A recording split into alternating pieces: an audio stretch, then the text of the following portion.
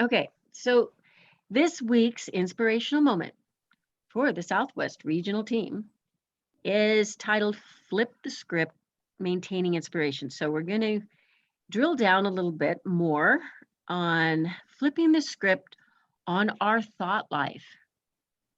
All right, so I'm going to make this bigger here so you can see it. We know thoughts are powerful, and thoughts can interfere with our behavior, our health, our success, our achievements, our work ethic. They get in the way. Negativity drags us down. And it's a conscious effort in order to flip the script and say, I want to say this, but how can I couch this and say it in a more positive way? Because our bodies hear our words. And this is really important. What comes out of your mouth, and that's why there's the title here, out of the heart, the mouth speaks. I mean, this is ancient wisdom. If this is really what's on the inside and what you're thinking, and this is what comes out of your mouth, your body hears you.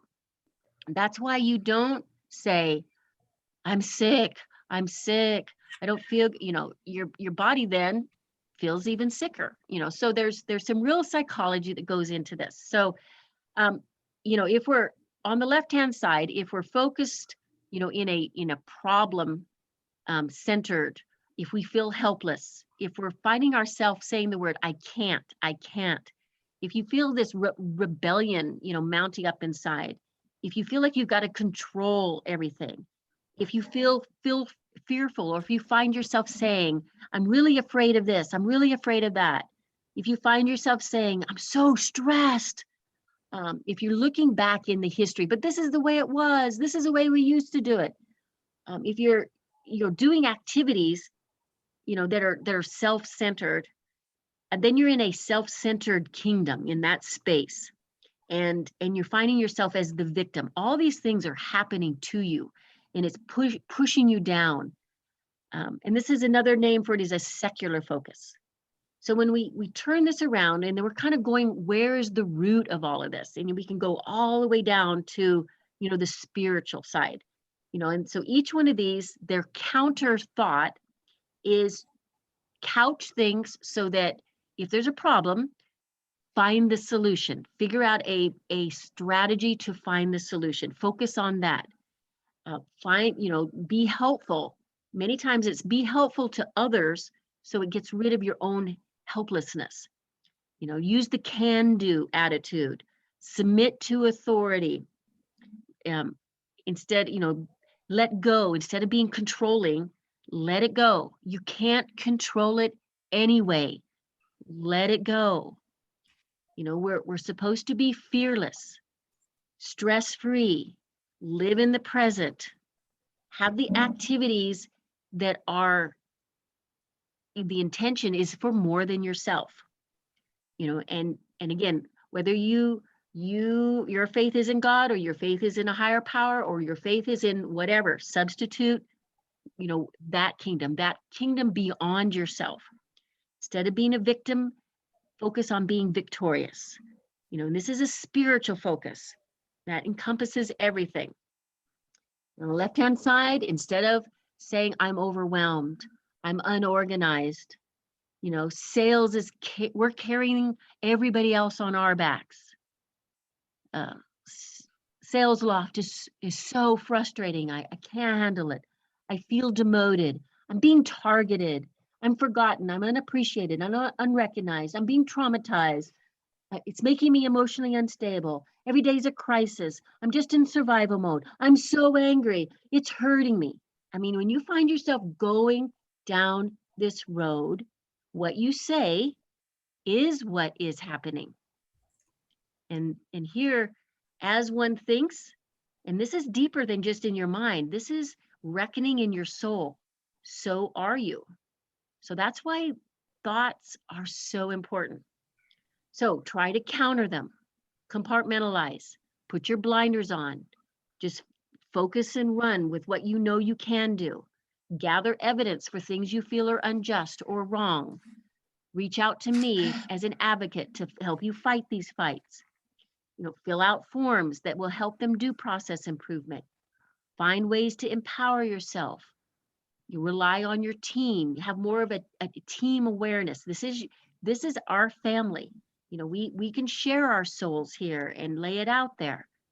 Get encouragement, get a different perspective, do some self-reflection.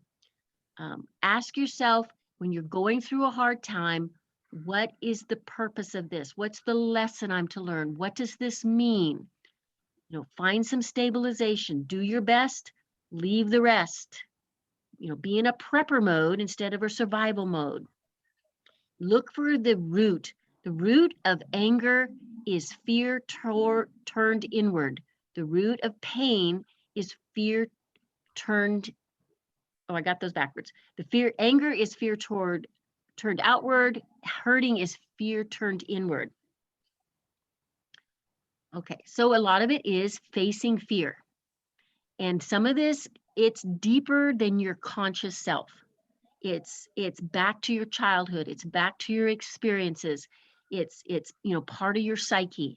What is really causing this? And sometimes our self-talk is a reflection of I'm not worthy.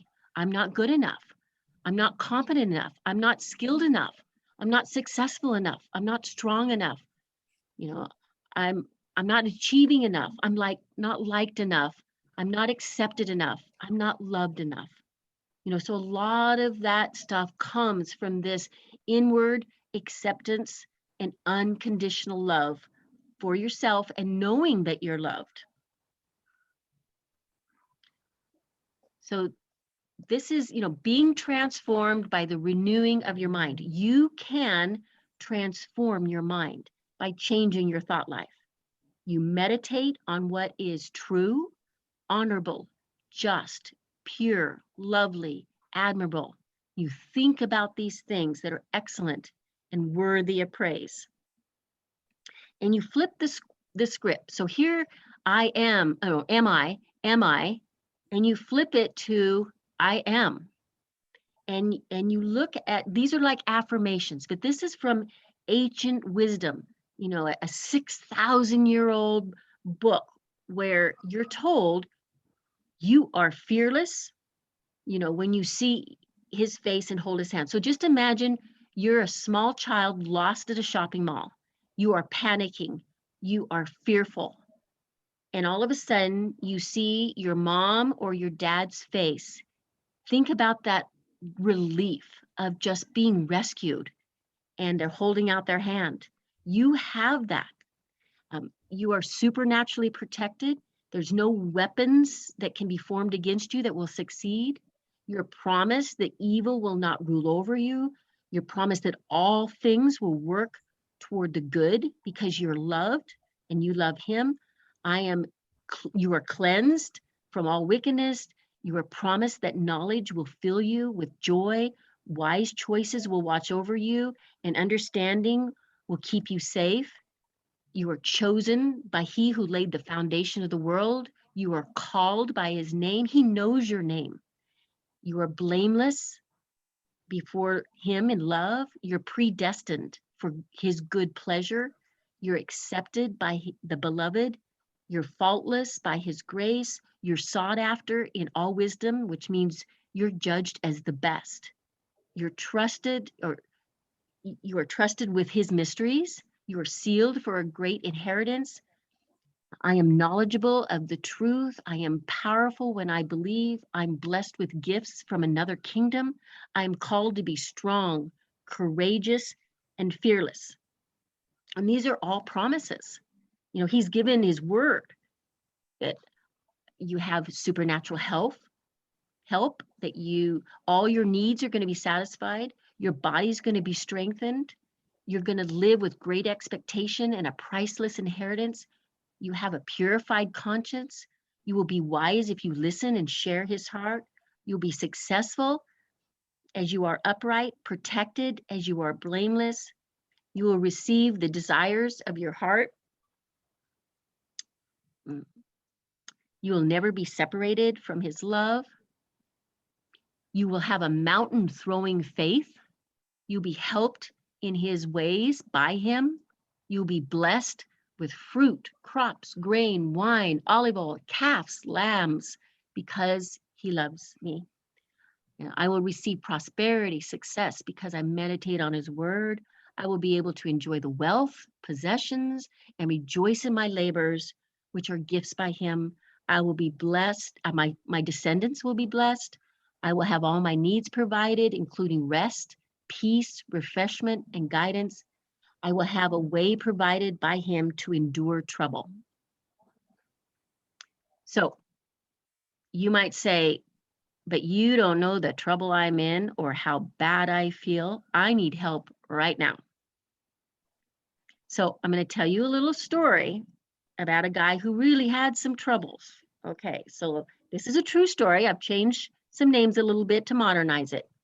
So once upon a time, there was this man named Abe, and he was told that after he, not her, he was dead, that his family would end up in a foreign land for about 400 years. But then they would come back to this land, to his land. Abe's descendant, Joe, was hated by his brothers. He was abused. He was betrayed. He was sent to prison on false charges. He was forgotten, and he ended up in a foreign land.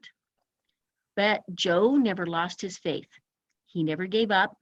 He never thought of himself as a victim, and he always did his best. One day, Joe was recognized for his contributions, his achievements, and his gifts, so much so that he was promoted to a very high office. In the meantime, his family had fallen on some really hard times. So they traveled to this foreign land for help, and they were sent to Joe, but they didn't recognize him.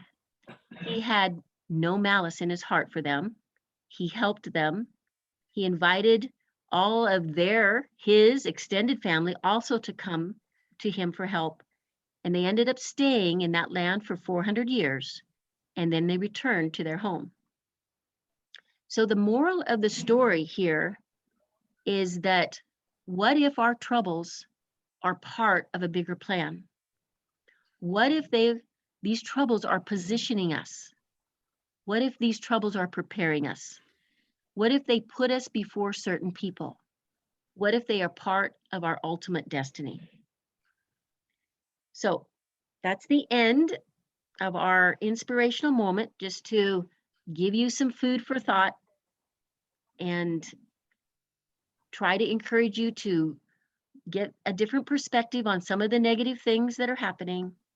And then also to think, how are these things going to help us grow? So, any comments, any additions, omissions, or objections? No, thank you for sharing. Appreciate it. Thank you. Super, super. Yeah, thanks. You're welcome. Okay. Always good to be reminded. Yes. Super. Okay. Well, put on your armor. I have one last question. Sure. So I know that there were